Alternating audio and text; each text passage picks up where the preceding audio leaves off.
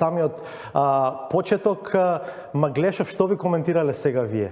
По се што предпоставам поминавте како новинар за да стигнете до дел од овие податоци.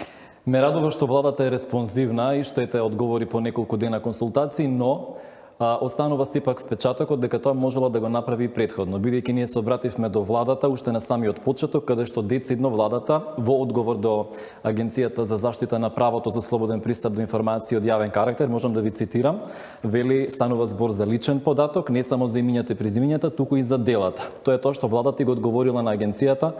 Зошто оваа промена? Веројатно поради јавниот притисок, и ми е особено драго што ете Бирн успеала на некаков начин да ја условно речено вразуми владата да сфати дека тоа се сепак податоци кои што ги интересираат граѓаните, односно има тука висок јавен интерес во таа смисла. Значи, првиот одговор од владата е дека ниту имиња, ниту така наречените стручни дела не можат да ви бидат откриени. Можам да ви цитирам, ако ми дозволите, вели ви известуваме дека името и презимето, истите податоци представуваат личен податок, чие откривање би значило повреда на заштитата на личните податоци. Во врска со делот од бараните податоци кои се однесуваат на видот на делото, кое е извршено и за кое е исплатена сумата наведена во фактурите, сметаме дека и преку овој податок е можно да се изврши индиректна идентификација на лицето. Вие се жалите до Агенцијата за заштита на правото на слободен пристап до информации од јавен карактер и таму делумно е уважена вашата жалба. На увид ви се става така нареченото стручно дело, односно основот по кој што се ангажираат овие луѓе, но не и нивните имиња и презимиња.